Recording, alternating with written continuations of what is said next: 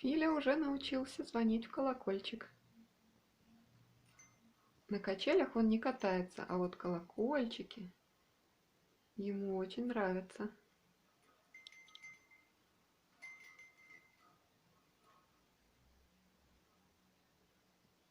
Молодец, Филя у нас музыкант.